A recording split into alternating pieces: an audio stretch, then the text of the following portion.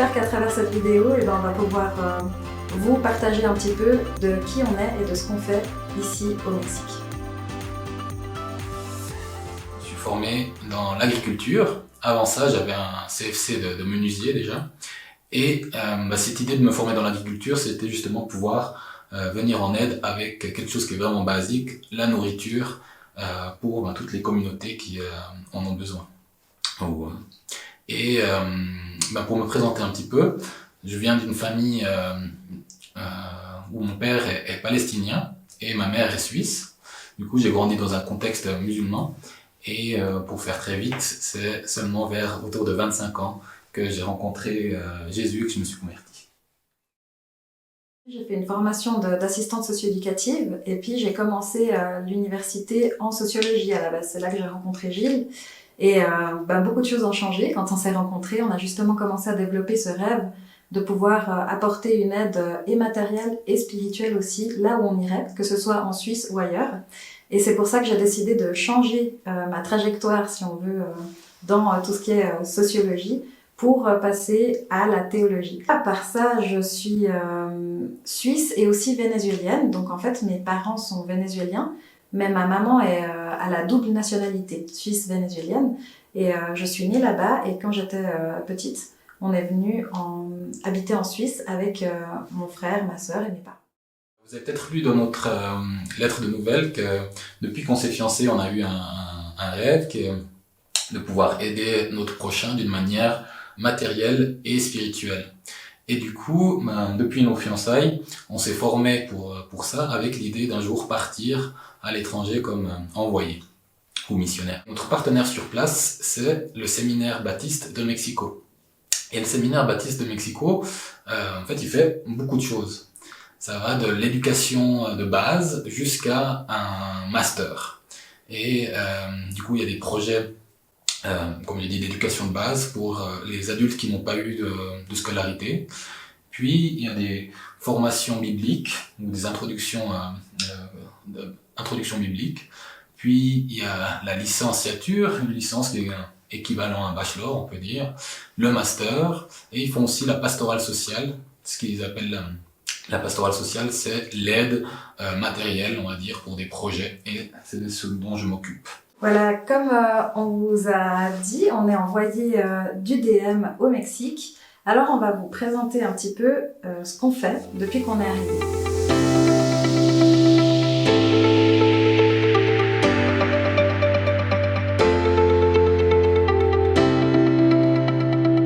Pour vous parler un petit peu de mon projet, je vais commencer. Et moi, je m'occupe justement, comme j'ai dit, de tout ce qui est aide matérielle. Et ça se traduit par, tout d'abord, en faisant un diagnostic des possibilités dans les différents villages, dans les différentes villes où on va travailler.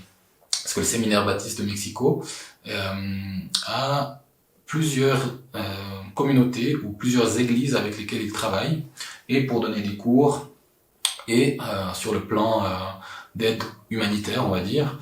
Et le but, c'est de pouvoir faire que toutes ces communautés soient un peu plus indépendantes au niveau alimentaire ou qu'ils puissent avoir des projets de mettre en valeur leur production. Par exemple, dans les montagnes de la Sierra Norte, il y a un village qui s'appelle Zoncosotla où ils sont presque tous producteurs de café et on se pose des questions sur comment ne plus passer par un grossiste, mais faire de la vente directe pour qu'ils puissent avoir ou vendre leur café à un prix juste. Mais tout ça, ça prend du temps. Et pour le moment, j'ai eu une première année où je fais un diagnostic des différentes possibilités dans les différents villages, parce que suivant où on est, l'environnement change complètement, le climat, la météo.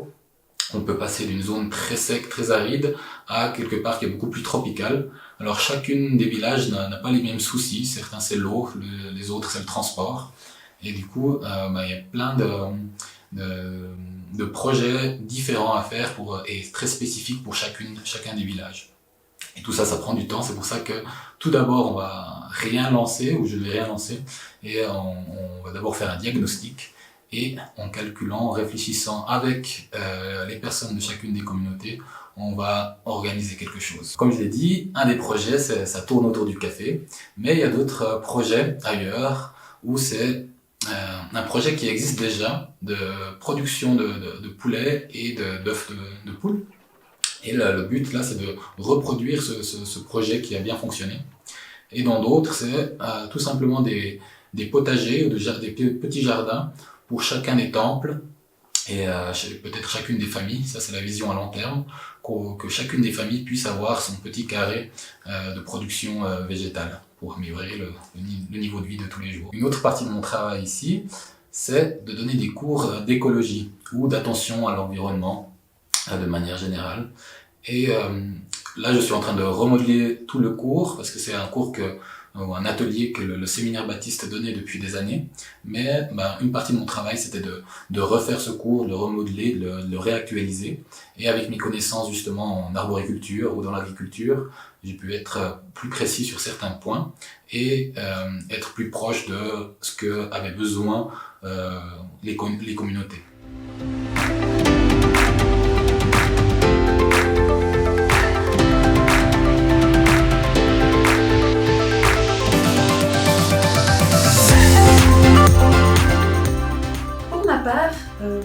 Je donne en fait des cours de théologie et d'introduction plutôt à la théologie et des cours bibliques. Donc en fait, dans chaque communauté avec lesquelles on travaille, Gilles va avoir cette partie d'approche au niveau de l'agriculture et de l'autonomie. Et moi, je vais avoir une approche plus, on peut dire spirituelle, justement, biblique, théologique. C'est-à-dire que dans chacune de ces communautés, des personnes ont la possibilité de s'inscrire à des cours bibliques. Donc, les personnes qui veulent s'inscrire forment un groupe et ensuite s'engagent à se réunir une fois par semaine pour étudier ensemble. En tant qu'envoyé, mon rôle, c'est de les accompagner dans ce processus. Ça veut dire que le séminaire Baptiste avec lequel on travaille ici propose un programme et moi, je m'occupe de m'assurer que les personnes suivent le programme et qu'elles comprennent ce que contient le programme.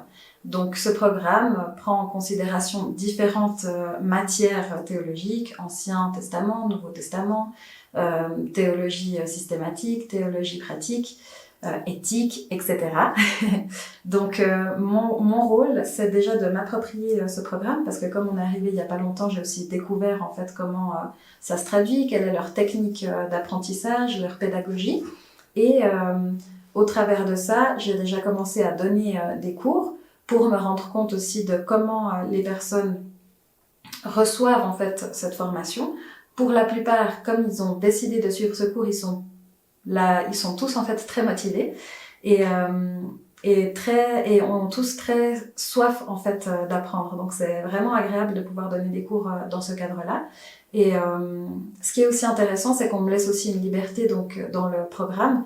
Le but, c'est que je puisse voir en fait ce qui se fait déjà et voir comment est-ce que je peux aider à améliorer un petit peu, voir si aussi il y a des choses à actualiser parce que la théologie, c'est une science qui reste vivante, hein, donc au fur et à mesure des années, il y a des nouvelles trouvailles qui changent en fait des fois certaines choses, certaines compréhensions, certaines théories. Et du coup, mon but, c'est d'actualiser un petit peu tout ça et de pouvoir le retransmettre à ces personnes qui s'inscrivent à ces cours de théologie et ces cours bibliques.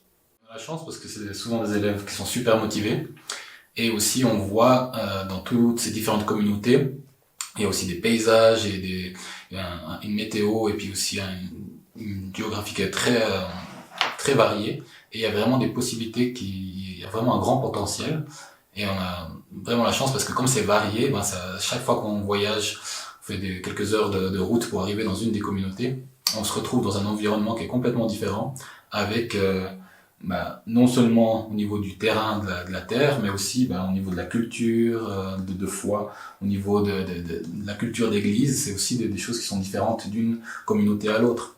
Oui, parce que les communautés avec lesquelles on travaille, en fait, on appelle ça des communautés, mais en général, c'est des églises qui sont issues d'un héritage indigène. Donc, pour la plupart, ils parlent en fait une autre langue que l'espagnol. Leur langue maternelle n'est pas l'espagnol. Les plus jeunes ont appris maintenant l'espagnol, mais les plus vieux ne parlent pas l'espagnol, ils parlent seulement leur langue. C'est pas des dialectes, c'est vraiment des langues à part, et d'une région à l'autre, ils parlent des langues complètement différentes. Donc, on espère qu'on va pouvoir apprendre quelques petits mots au moins. Mais heureusement, quand on y va, il y a des personnes qui nous traduisent pour les personnes qui ne comprennent pas forcément l'espagnol. Donc oui, c'est vraiment des cultures très variées, non seulement au niveau des paysages, l'alimentation, mais aussi la manière de vivre l'église, de vivre sa foi, est aussi très différente d'une région à l'autre. Pour que ce soit clair, en fait, nous, on habite dans une ville qui s'appelle Texcoco, qui est à environ 1 heure de la capitale, Mexico City, et les communautés avec lesquelles on travaille sont pour la plupart éloignées en fait des villes. Comme je le disais, il y en a qui sont très rurales, donc on fait des grandes distances pour aller les visiter. Je pense que les communautés les plus éloignées se trouvent entre 4 heures et 8 heures de trajet, juste pour l'aller. Donc en général, on va dans ces communautés-là, on reste une nuit, des fois 2, on suit notre programme, notre travail, Gilles profite pour faire ses diagnostics et plus tard la mise en place des projets. Et ensuite, on rentre et on fait ça pour chaque communauté. Après, il y a aussi certaines communautés qui sont marginalisées. Ça veut dire qu'elles se trouvent plutôt en périphérie de la ville de Mexico City, qui est une grande mégapole. Et en fait, autour de la ville, il y a des quartiers qui sont défavorisés. Et c'est avec ces communautés-là qu'on travaille pour celles qui sont en périphérie de la ville.